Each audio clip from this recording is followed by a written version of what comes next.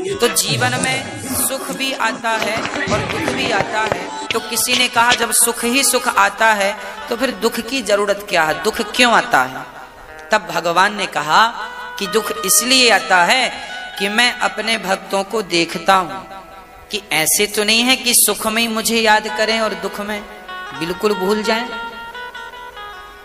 तो जीवन में जब दुख आए तो आप भगवान को भूलो मत।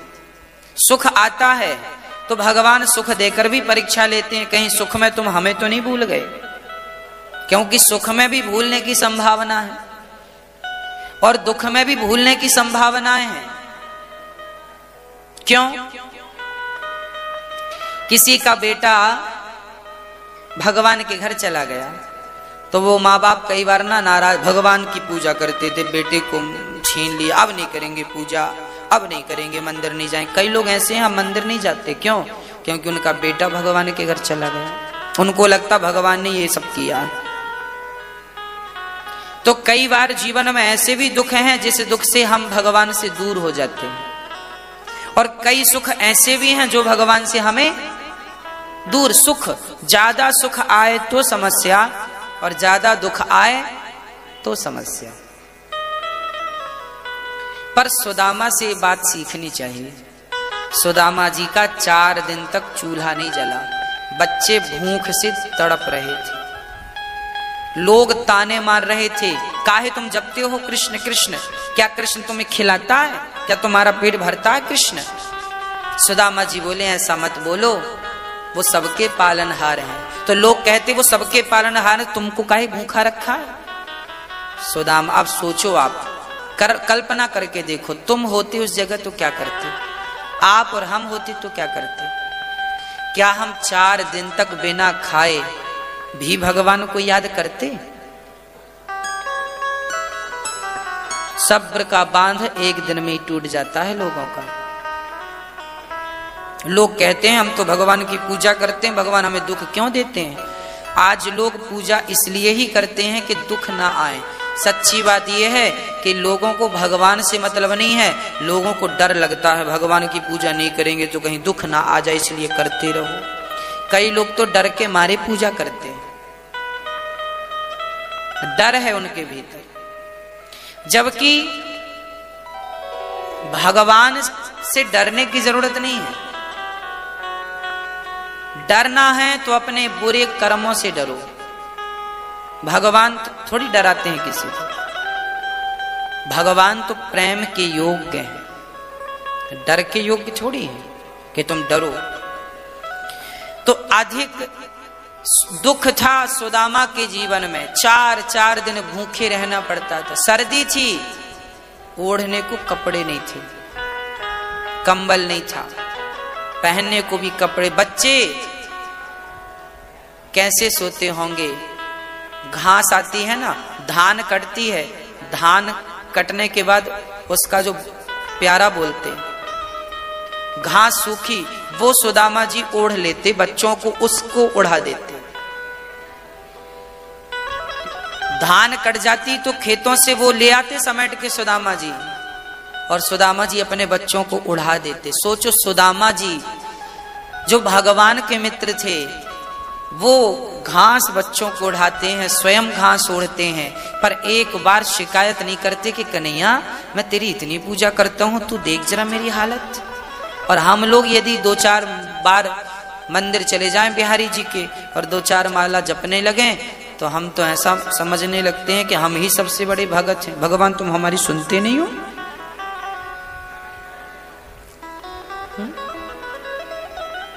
भाई मैं तो आपसे निवेदन करूं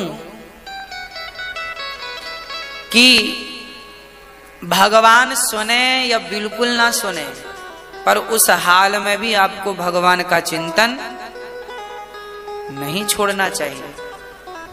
भगवान की स्मृति स्मरण, 4 दिन क्या भूख से हम मर जाएं तो भी भगवान का चिंतन नहीं छोड़ना चाहिए। क्यों? क्योंकि वो जीवन में जब विषम परिस्थितियां होती हैं, जीवन में जब ऐसी विषम परिस्थितियां आती हैं तो समझ लीजिएगा कि परमात्मा हमारी परीक्षा ले रहे हैं।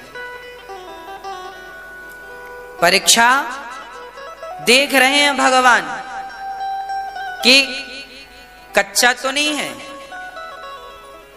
ऐसा तो नहीं कि केवल अच्छा अच्छा से मिल रहा है। नरसिंह मेहता का हम चरित्र पढ़ रहे थे तो नरसिंह मेहता के पास इतनी संपत्ति भगवान ने दी कि 8 पीढ़ी बैठी बैठी खाए नरसिंह की तो खत्म नहीं हो। अब नरसिंह जी रोज दान करते थे, वस्त्र दान करते थे, जरूरतमंदों को चप्पल जूते दान करते थे, भोजन दान करते थे, रोज दान करते, ले जाओ ले जाओ। एक गरीब आदमी आया और नरसिंह जी ने उसे देखा तो नरसिंह जी ने कहा भैया बोलो राधे श्याम। तो उसे गरीब आदमी ने एक बात कह दी। उसने कहा नरसिंह तुम बड़े आदमी हो तो तुम्हें राधे श्याम सूझता है, हम तो 4 दिन से ठंडी में ठिठुर रहे हैं, हमारे मुंह से नहीं निकल रहा राधे श्याम। तुम भी हमारी तरह बन के देखो और हमारी तरह रह के देखो और फिर राधे श्याम जपो तो जाने। उसी दिन नरसिंह ने, लिखा है नरसिंह चरित्र में, उसी दिन नरसिंह ने अपनी सारी संपत्ति जो 8 पीढ़ी बैठी बैठी खाई इतनी थी, उसी एक दिन में सारी दान कर दी। और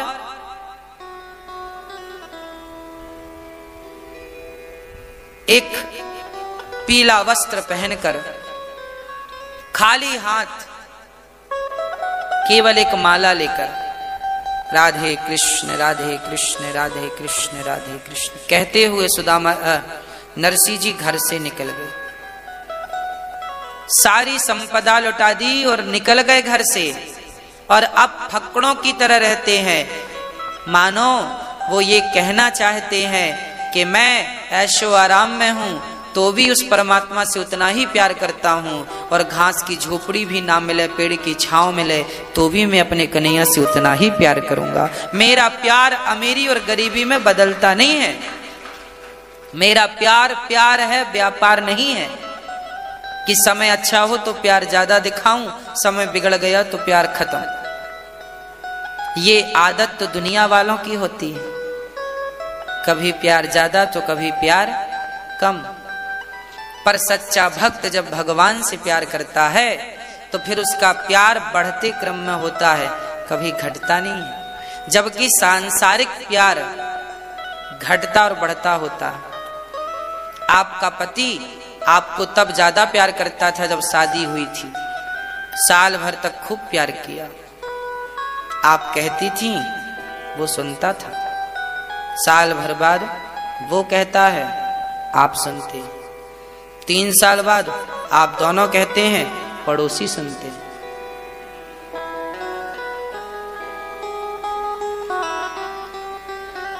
आपका प्यार घटता बढ़ता होता है, हाँ या ना? कभी झगड़ा हो जाता है तो बिल्कुल प्यार खत्म, बात ही नहीं करेंगे। पत्नी मायके, पति अपने काम को गया, वो भी कहता तुम्हारी जैसी 50 मिल जाएंगी हमें। क्या अर्थ है? सांसारिक प्रेम सत्य है ही नहीं। तुम भले वो प्रेम के पीछे पड़े हो या पड़ी हो, सांसारिक प्रेम सत्य नहीं है।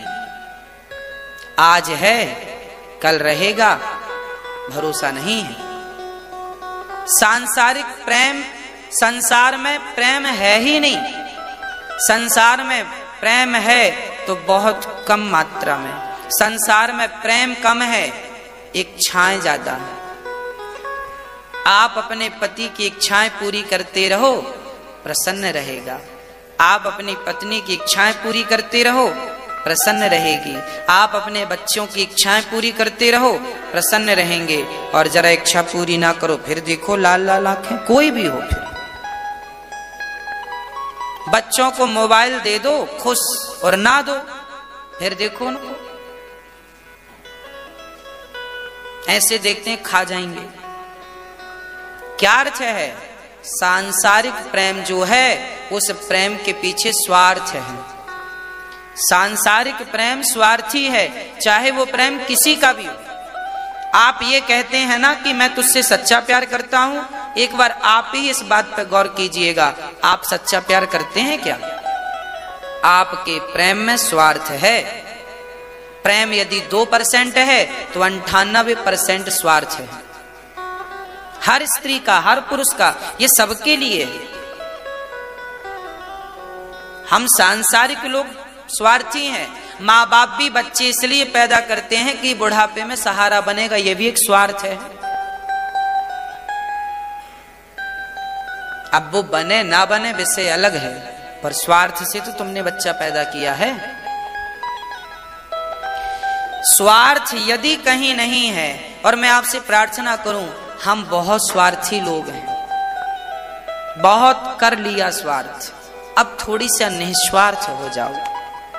भगवान से तो कम से कम स्वार्थ ना रखो। जो तुम्हारी किस्मत में सुख दुख है भोग लो। स्वार्थ ना हो कि ये मिले तो ही भगवान की पूजा करेंगे। अरे भाई, सांसारिक लोगों से स्वार्थ का प्रेम है तो भगवान से निस्वार्थ प्रेम कर लो।